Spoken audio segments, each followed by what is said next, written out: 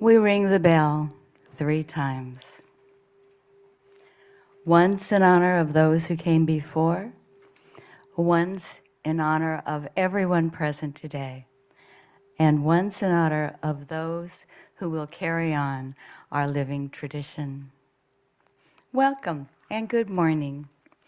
And welcome everyone out there in Cyberland and everyone here in the sanctuary as we join together this morning to worship at the Unitarian Universalist Church of Ventura. I am Worship Associate Celia Ortenberg. Our minister, the Reverend Dana Warsnop, is out of the pulpit today. But I am so pleased to be joined by Leslie Richen-Wongmo, who I will introduce to you in just a moment. I know that many of us have been feasting with family and friends as we celebrate this holiday season. Let us also take a moment to appreciate the peoples who were already here making their homes in this rich land when the Europeans arrived. In Ventura County, those were the Chumash people. And we hope that we take care of the land that we also now call home. Please remember that our Children's Religious Education Program, RE, is reestablishing our tradition of bringing non-perishable food and related items for Project Understanding and adding food share. If you've not already dropped your canned and non-perishable goods off at the basket, please bring them up after the service. Thank you. Also note that there are no religious education services today. Are there any children here today?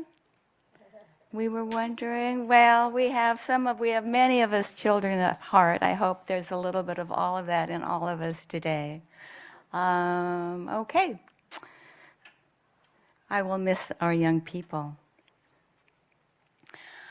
Let me also remind you that to refer to the announcements in the Thursday email message UUCV this week for all of the current announcements so that you can see how much is going on that you then will not have to miss. But I'm going to highlight just a couple of things. Remember to sign up for the listening circles. These are the one-time gatherings that provide us an opportunity to speak our truth and to listen without feedback or crosstalk to others as we discuss the culture of patriarchy that has affected our congregation. You can see your Thursdays this week or to talk to Kitty Merrill to find out how to sign up. These are great circles. Also, next Saturday, December 3rd, there will be an all-church holiday party from 5:30 to 8:30 in Berg Hall. A main dish will be provided, and you're asked to bring a side dish if you can. There'll be crafts and cookie decorating and carol singing. People of all ages are invited, and it sounds like it's going to be a whole lot of fun. Now, I have the opportunity to introduce you to Leslie. There is so much to say about Leslie, and it's so hard to know where to start or where to finish, so I'll try to make it short and let Leslie speak to the rest. In 1992, Leslie went to India to work as an economic development volunteer for the Tibetan refugees, expecting to stay a few months. Instead, she found a home there, deepening her Buddhist understanding, falling in love with the land and the people, and with the creation of applique tangas, like the one you see here. She found her way to a Tibetan sewing workshop next door to the Dalai Lama. She became one of the few non-Tibetans to master this skill, and with the Dalai Lama's blessing, brought this art back to the United States. Leslie has made her life here creating tankas and teaching this art internationally. She's just finished her first book, Threads of Awakening, where she opens the door and allows us to walk beside her on her incredible and spiritual journey. She'll be in Berg Hall at the end of the service to talk, to answer any questions, and she'll have some books to sell if you are interested. Her service today is entitled Follow the Thread, the Interconnection and Imagination on the Spiritual Path. Now come and let us worship together.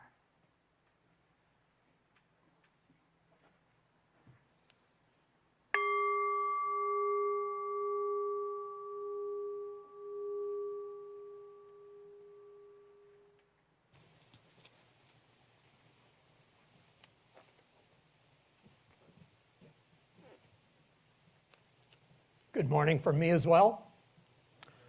I'm Worship Associate Jerry Mendelson. We invite you at home to have a chalice or a candle to light along with us here in the sanctuary. As we light our candles together, may we consider these words by John O'Donohue.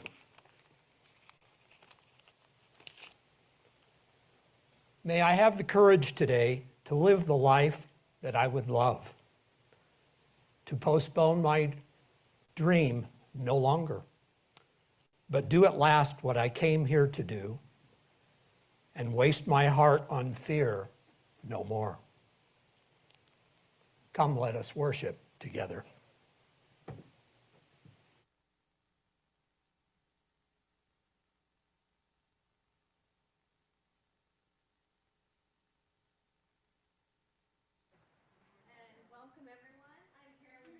Music director. It's great to be here, and I'd like to invite you to join me in singing our opening hymn, We Give Thanks. Please rise and bow to your spirit.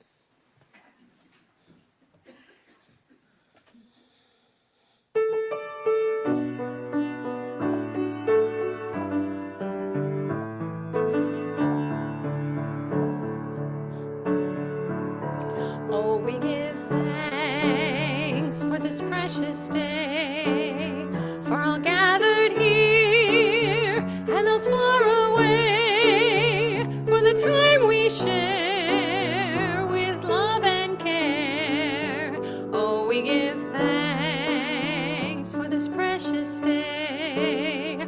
Oh, we give thanks for this precious day, for all gathered here and those far away, for the time we share with love and care.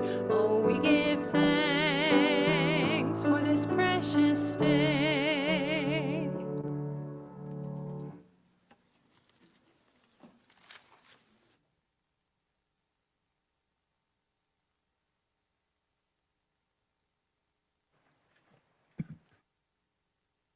Richen-Wongmo, and I'm going to start with some words from Seth Carrier Ladd, slightly modified. But wind that whispers through the trees, sun that sustains us, water that washes over willing earth and weathered stones, a smile shared and savored, a child's squeal of delight as she dances in the daisies and daffodils, the quiet joy of gathered community.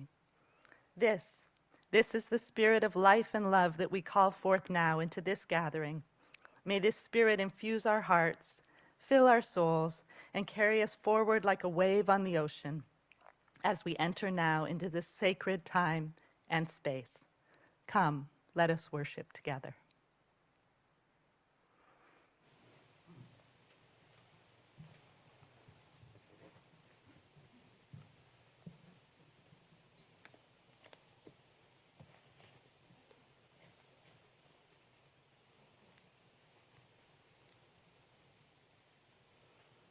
Our story for the child within all of us today is entitled, What Do You Do with an Idea? It was written by Kobe Yamada and illustrated by May Beeson. One day, I had an idea. Where did it come from? Why is it here, I wondered. What do you do with an idea? At first, I didn't think much of it. It seemed kind of strange and fragile. I didn't know what to do with it. So I just walked away from it. I acted like it didn't belong to me. But it followed me. Bless you. I worried what others would think. What would people say about my idea? I kept it to myself. I hid it away and didn't talk about it. I tried to act like everything was the same as it was before my idea showed up. But there was something magical about my idea. I had to admit, I felt better and happier when it was around. It wanted food. It wanted to play. Actually, it wanted a lot of attention. It grew bigger and we became friends. I showed it to other people, even though I was afraid of what they would say. I was afraid that if people saw it, they would laugh at it. I was afraid they would think it was silly. And many of them did. They said it was no good. They said it was too weird. They said it was a waste of time and that it would never become anything. And at first, I believed them. I actually thought about giving up my idea. I almost listened to them. But then I realized, what do they really know? This is my idea, I thought. No one knows it like I do, and it's okay if it's different and weird and maybe a little crazy. I decided to protect it, to care for it. I fed it good food. I worked with it. I played with it. But most of all, I gave it my attention. My idea grew and grew, and so did my love for it. I built it a new house, one with an open roof, where it could look up upon the stars, a place where it could be safe to dream. I liked being with my idea. It made me feel more alive, like I could do anything. It encouraged me to think big, and then to think bigger. It shared its secrets with me. It showed me how to walk on my hands. Because it said, it is good to have the ability to see things differently. I couldn't imagine my life without it. Then one day, something amazing happened. My idea changed right before my very eyes. It spread its wings, took flight, and burst into the sky. I don't know how to describe it, but it went from being here to being everywhere. It wasn't just a part of me anymore. It was now a part of everything. And then I realized what you do with an idea. You change the world.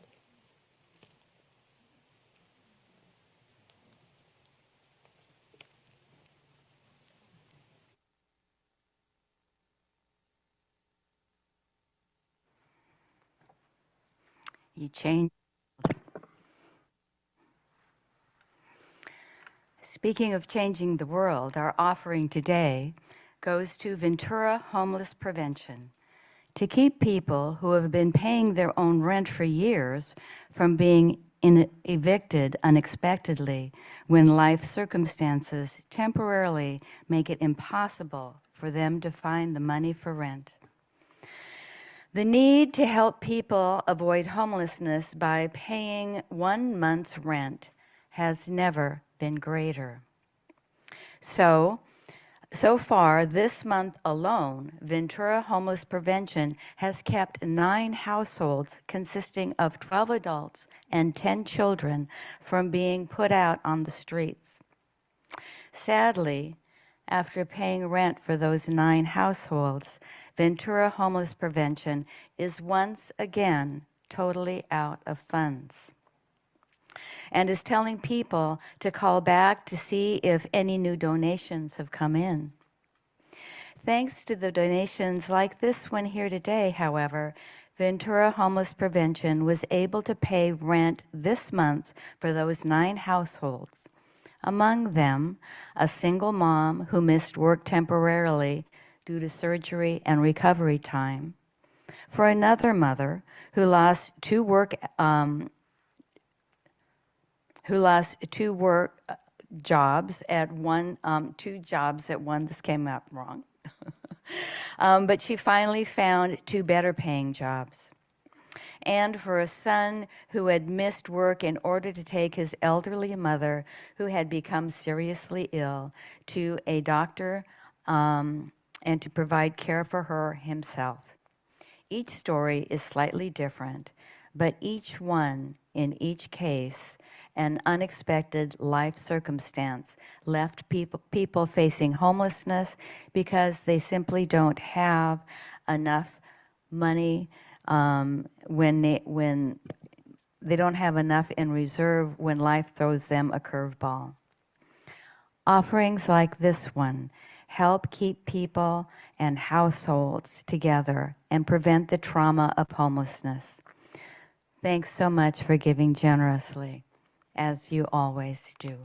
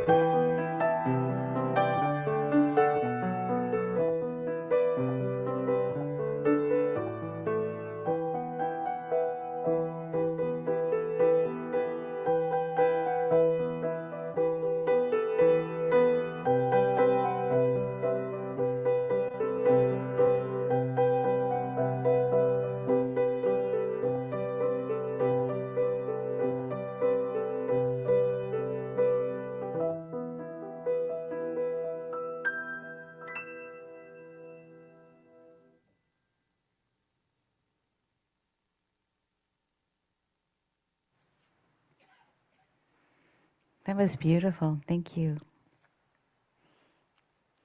Those of you who wrote checks or have cash, you can put it in the basket at the rear of the sanctuary after the service.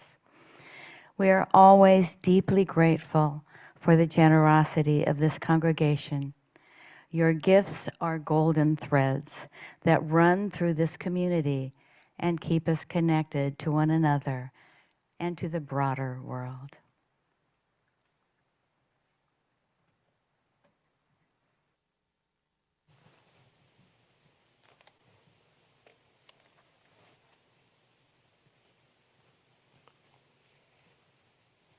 Part of life is its joys and sorrows, and it gives us great strength to share these experiences within our UU community so that we can support one another.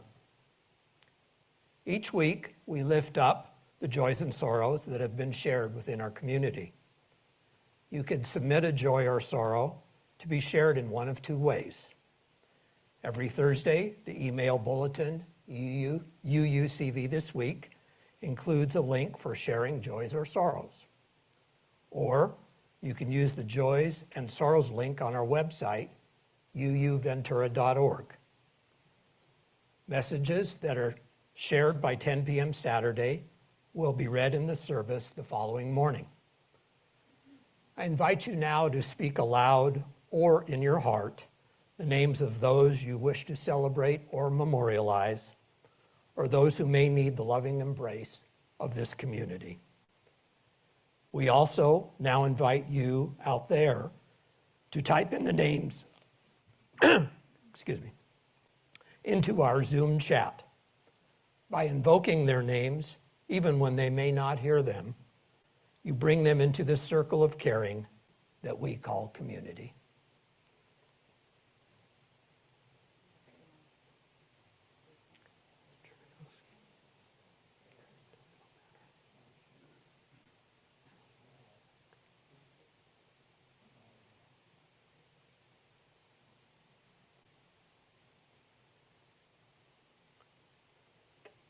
Celia will now place one final stone into the water.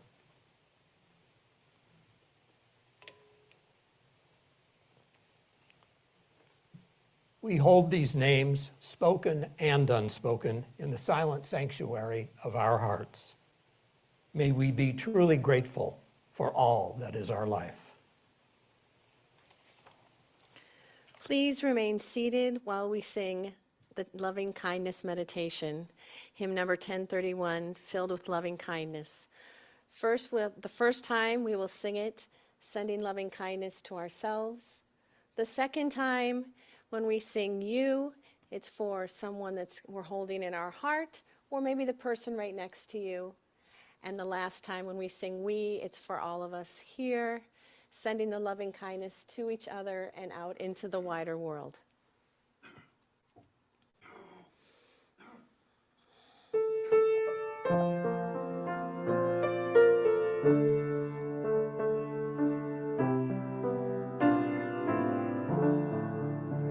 May I be filled with loving kindness. May I be well. May I be filled with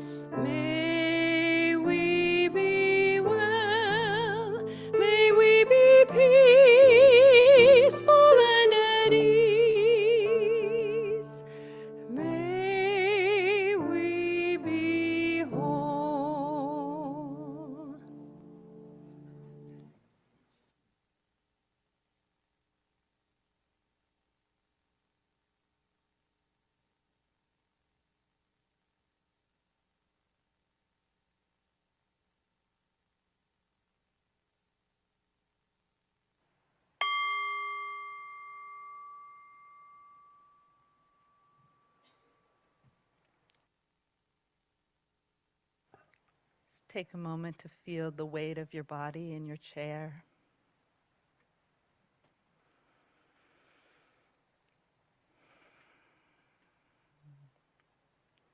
Bring your attention to your breath, and if you would, just take 3 deep breaths to bring yourself fully into your body and presence here.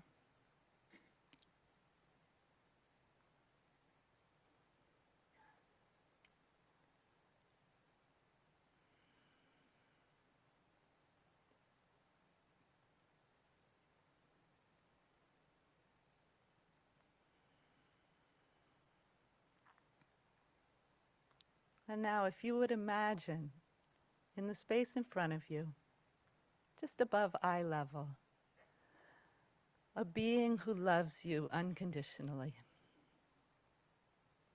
It may be someone you actually know. It may be a divine being. It may be just a glowing orb of light. But feel the presence of that unconditional love bathing you, entering your heart and overflowing. And rest in that love for a few moments.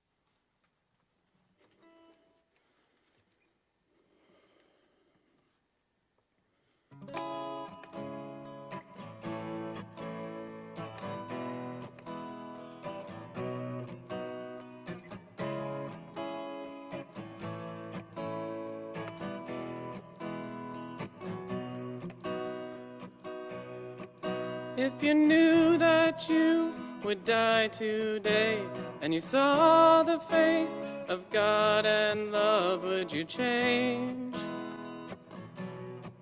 Would you change? If you knew that love can break your heart, when you're down so low you cannot fall, would you change? Would you change? How bad, how good does it need to get? How many losses, how much regret? What chain reaction would cause an effect? Makes you turn around, makes you try to explain, makes you forgive and forget, makes you change, makes you change.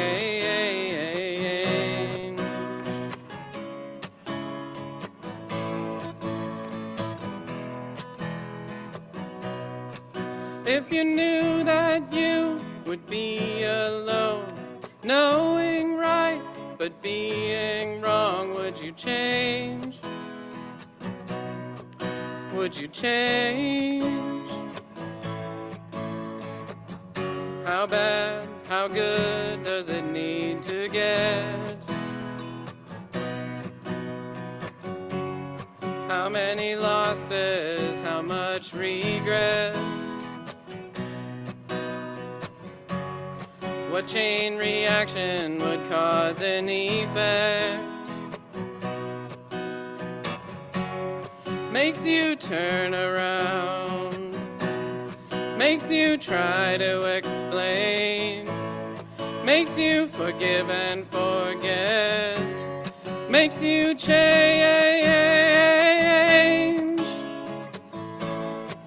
makes you change.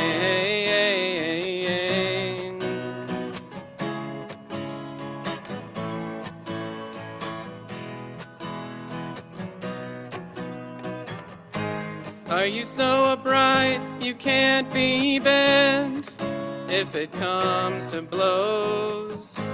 Are you so sure you won't be crawling if not for the good? Why risk falling? Why risk falling? If everything you think you know makes your life unbearable, would you change? Would you change? If you've broken every rule and vow, and hard times come to bring you down, would you change? Would you change? If you knew that you would die today, if you saw the face of God and love, would you change? Would you change? Would you change? Would you change? If you saw the face of God and love, if you saw the face of God and love, would you change? Would you change?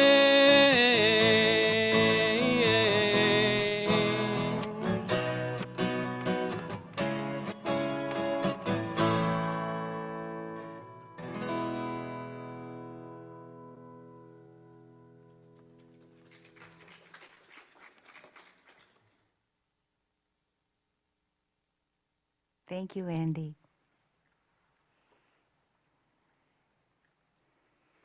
Our reading this morning comes from Leslie's book, Threads of Awakening. Supple fabric is constructed of lines, the warp and the weft, straight lines intersecting threads, each strand incapable of covering or holding anything. These insubstantial fibers meet one another at right angles, greet and pass, and greet and pass, and greet and pass, slipping over and under one another at regular intervals, becoming enmeshed. This is fabric, rows and rows, columns and columns, intersecting again and again. Each individual thread meets each specific other only once and chooses to pass over or under. You first. No, you. Each choice is made in concert with the whole, in perfect relationship to all the others. Together, these simple encounters transform the insubstantial fibers from one-dimensional lines into a fluid, two-dimensional plane, a strong and pliant tissue that can hold, carry, wrap, warm, protect, adorn, and inspire. Fabric is an embodiment of the strength and flexibility of interconnection.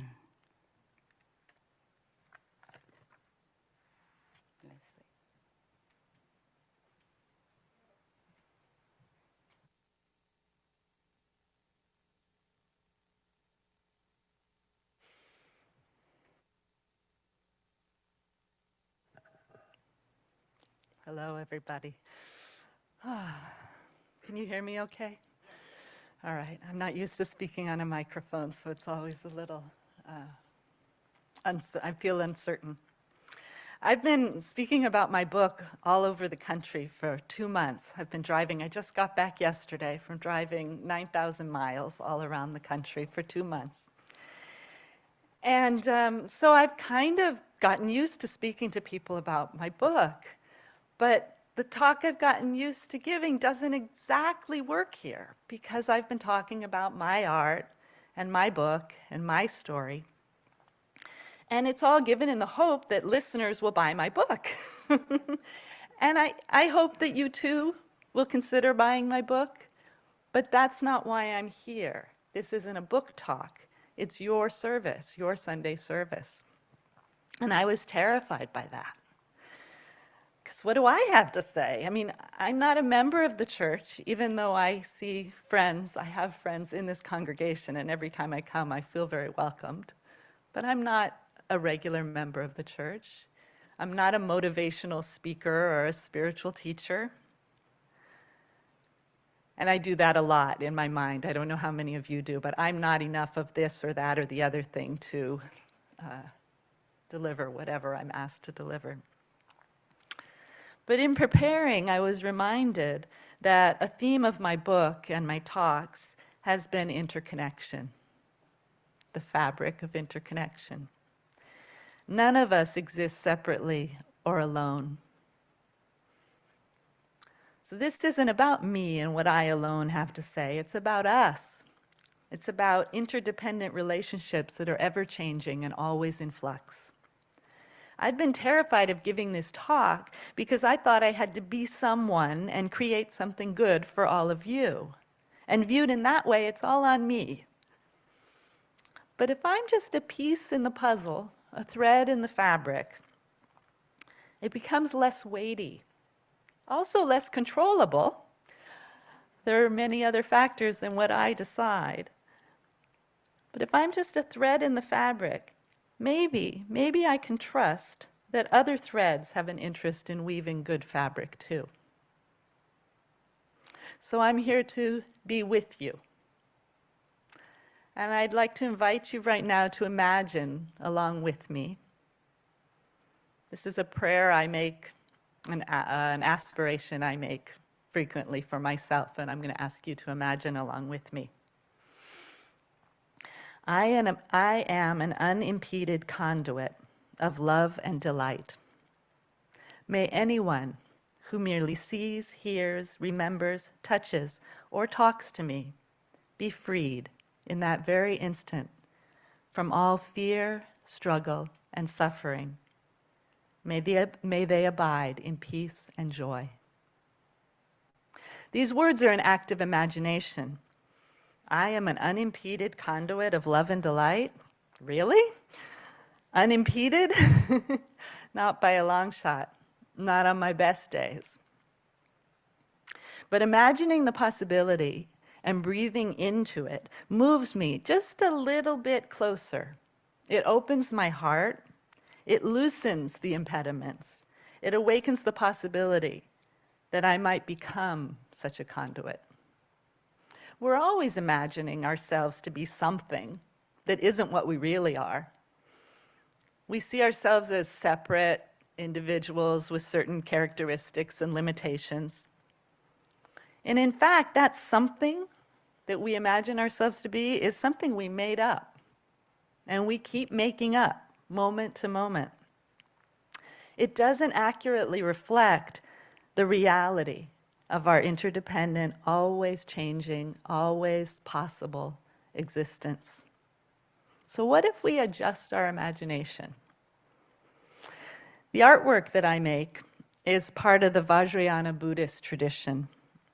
And it's a practice tradition that employs imagination in the service of spiritual growth. I'm going to read you a piece. Where'd my book go? I am going to read a piece. No, I put my book there. There it is. There it is. It's hiding. We found it. I'm going to read you a piece about the practice tradition that this art form is a part of. The Vajrayana practices supported by Tankas use imagination to align our view with reality. Vajrayana recognizes that what we think we know is usually mistaken, clouded by grasping for an independent self that doesn't really exist. It concedes that what we can imagine, if we practice enlightened imagining, could be more real than what we think we know. Visualization of oneself as a deity is, from one point of view, fake it till you make it training. But from another point of view, it's pure vision of true nature. It's a practice in seeing what's left when stories are removed or replaced. What appears when we slip a different lens onto the kaleidoscopic camera through which we see ourselves in the world.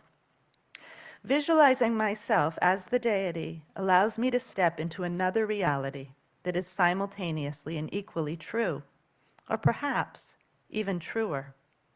It's a reality in which I'm already also enlightened. Yes, I am the frightened, anxious girl who makes tankas as best she can, who talks too loudly, who loves to laugh, who picks at her fingers and pulls on her eyebrows, and worries after each encounter that she's taken up too much space in the conversation.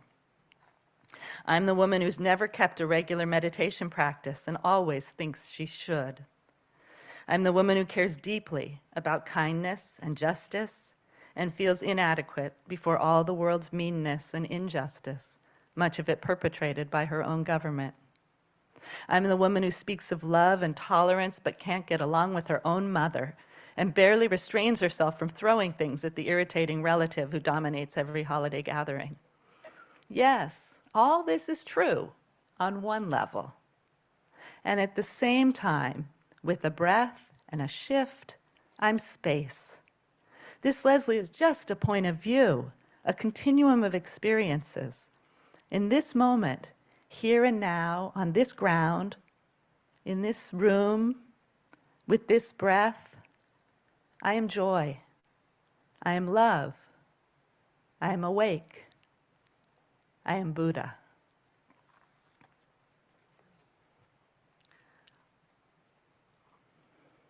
Living in the enormity and the humility of what I don't know, I can choose to imagine.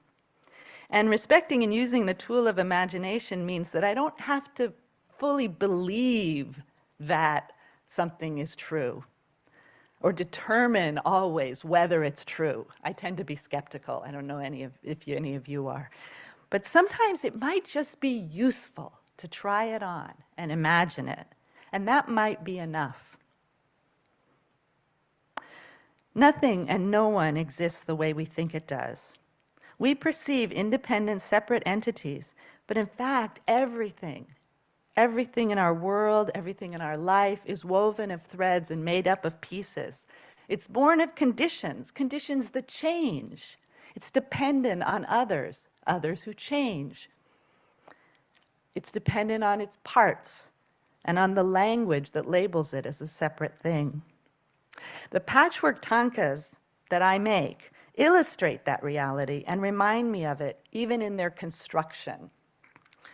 They're called Tibetan applique, but it's not really applique because there's no ground. Excuse me. So applique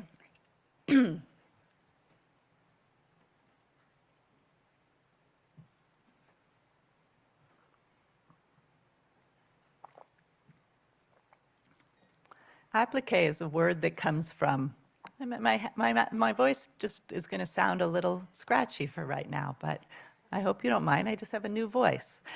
Um, Imagine I'm a different person that started this talk, because I am actually. We all are in each moment, a new person.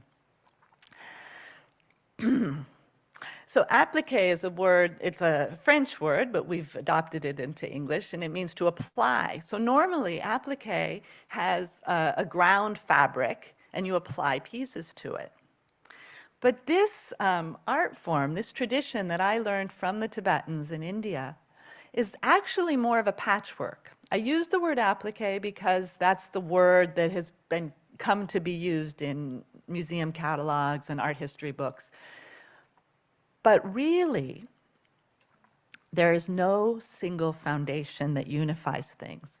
Instead, the pieces are held together by their interconnections. It's constructed by interdependent and overlapping relationships.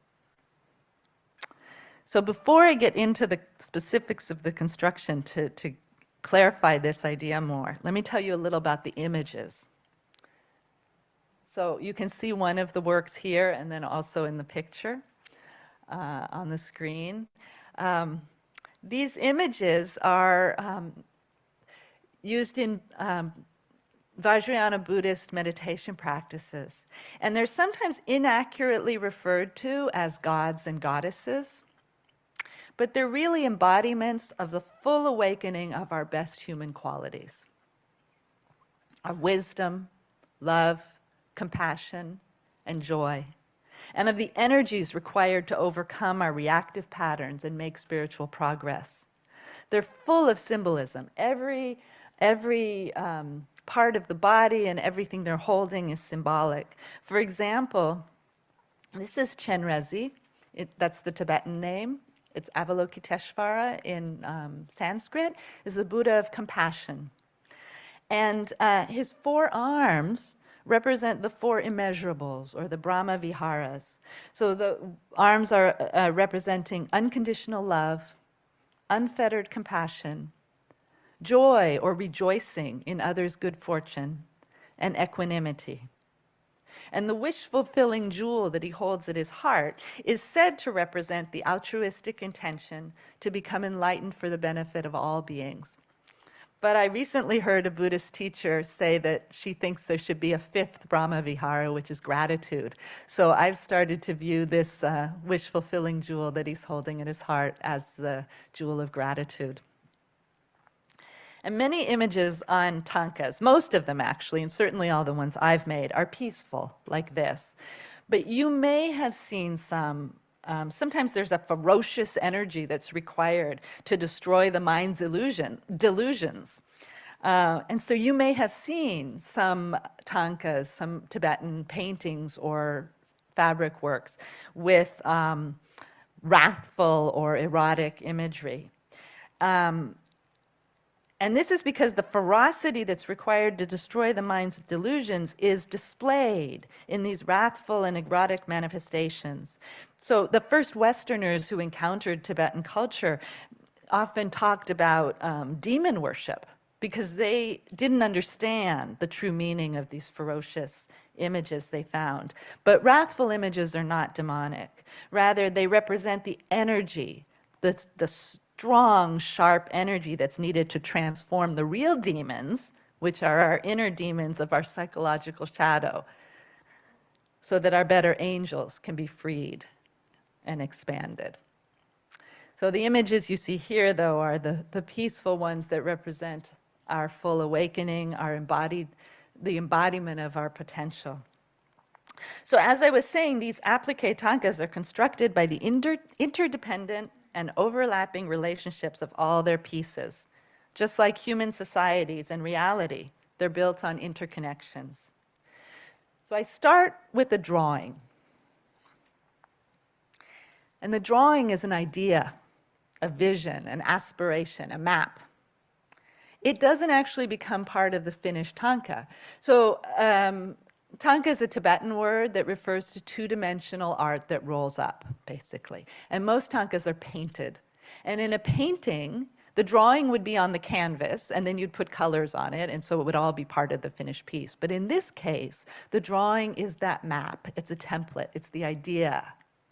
But then each segment of the drawing is transferred to a different piece of fabric, so that all the colors of the drawing, all the different segments in different colors, are on separate pieces of fabric.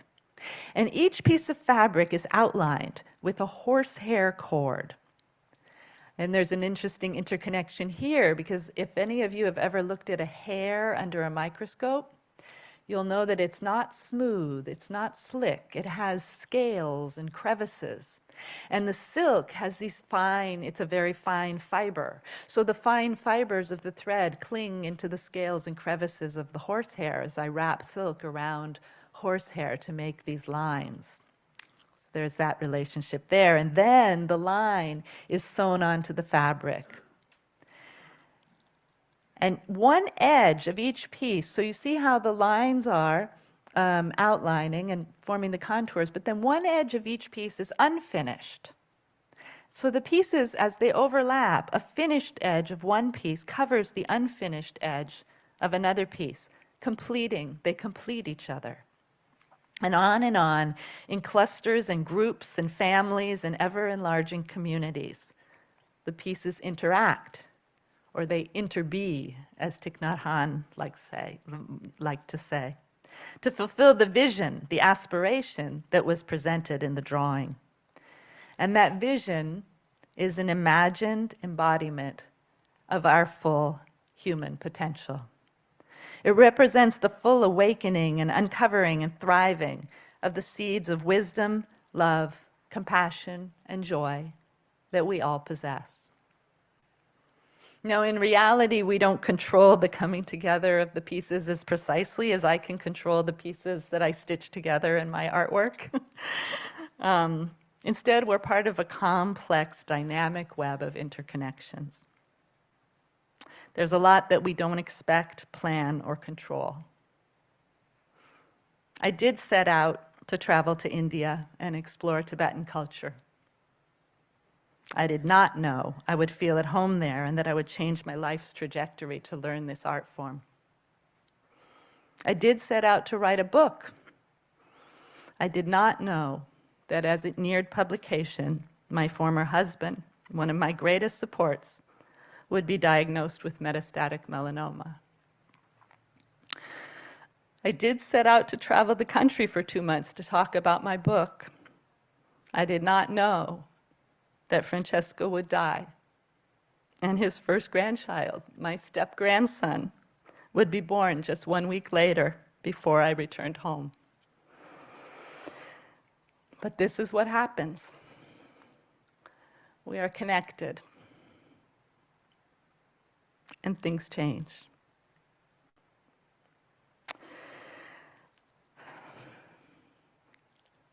This is the last tanka, the most recent tanka that I made. And it feels very relevant in many ways to the subject of the talk, but also to what we've all been experiencing in these last few years together. This is a medicine Buddha, a healing Buddha, the color of lapis lazuli, the blue.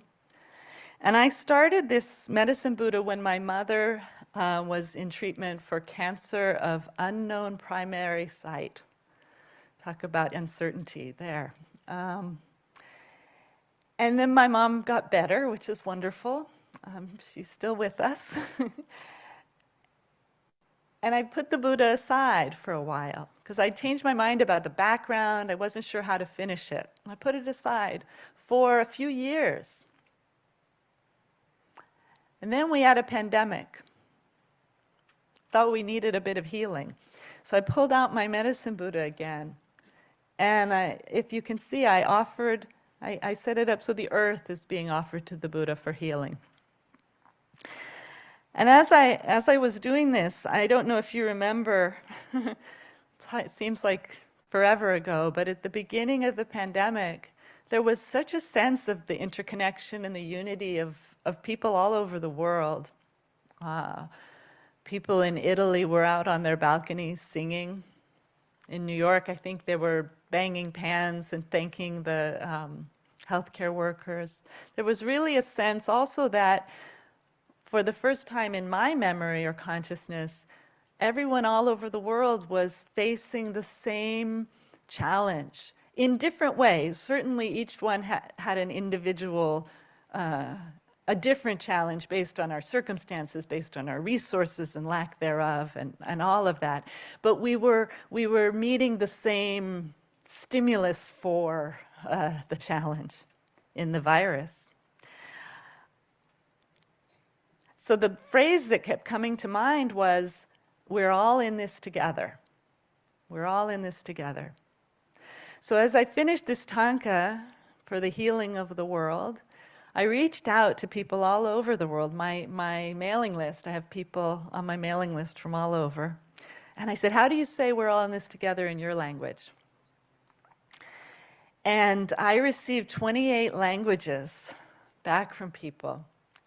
So this was the first tanka that I don't feel I made on my own. Well, I should say, when I was in apprenticeship, I was in a team making the tankas. But since I've been working on my own, I was making my own artwork. This artwork instead was a collaboration of people all over the world. And so what I did is I in the borders, can we see it? Yeah, I printed these 28 languages of we're all in this together and surrounded the medicine Buddha with these words from people who I feel are my collaborators in this creation. And they remind me of, once again, of the interconnection. At the very bottom of the tanka, there's a part of a version of the following prayer, which I'll read to you now, which is a favorite prayer of the Dalai Lama. It comes from A Bodhisattva's Way of Life by Shantideva. May all beings everywhere, plagued by sufferings of body and mind, obtain an ocean of happiness and joy by virtue of my merits. May no living creature suffer, commit evil, or ever fall ill. May no one be afraid or belittled or weighed down by depression. May the blind see forms and the deaf hear sounds. May those whose bodies are worn with toil be restored and find repose. May the naked find clothing, the hungry find food. May the thirsty find water and delicious drinks. May the poor find wealth and the sorrowful find joy. May the forlorn find hope, constant happiness and prosperity. May there be timely rains and bountiful harvests. May all medicines be effective and wholesome prayers bear fruit. May all who are sick or ill quickly be freed from their ailments. Whatever diseases there are in the world, may they never occur again. May the frightened cease to be afraid, and those who are bound be freed. May the powerless find power, and may people think of benefiting each other. For as long as space remains, for as long as sentient beings remain, until then, may I too remain to dispel the miseries of the world. Thank you.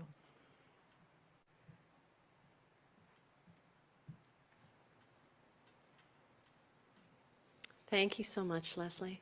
That was amazing. Wow. Would you please all join me in singing our closing hymn, When Our Heart is in a Holy Place? Rise in body or spirit.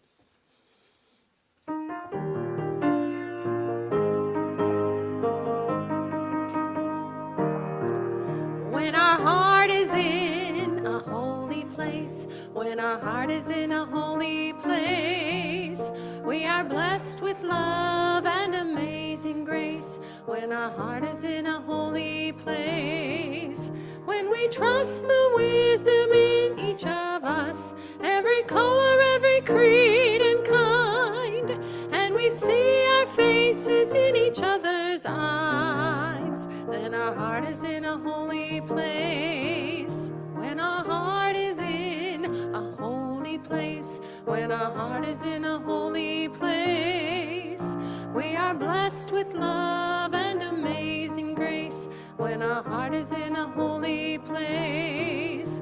When we tell our story from deep inside, and we listen with a loving mind, and we hear our voices in each other's words, then our heart is in a holy place. When our heart is in a holy place, when our heart is in a holy place, we are blessed with love and amazing grace. When our heart is in a holy place, when we share the silence of sacred space, and the God of our heart stirs within, and we feel the power of each other's faith, then our heart is in a holy place. When our heart is in a holy place, when our heart is in a holy place, we are blessed with love and amazing grace. When our heart is in a holy place, when our heart is in a holy place.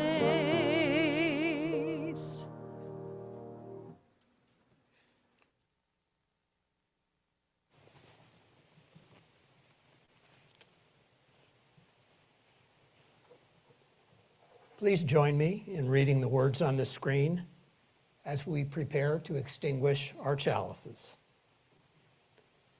We extinguish this flame, but not the light of truth, the warmth of community, or the fire of commitment, those we carry into our lives until we are together again.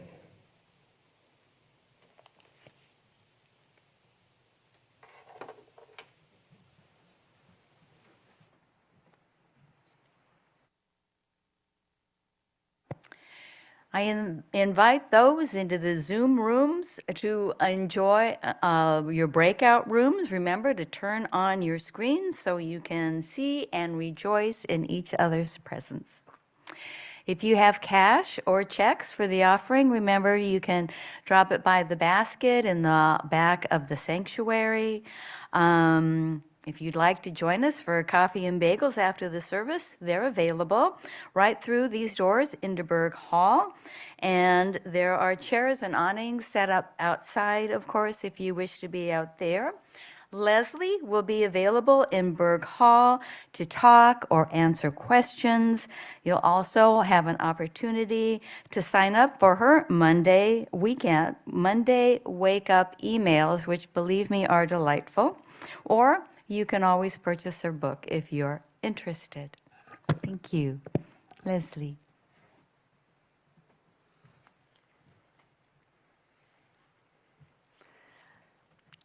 Imagine with me again. I am an unimpeded conduit of love and delight. May anyone who merely sees, hears, remembers, touches, or talks to me be freed in that very instant from all fear, struggle, and suffering. May they abide in peace and joy.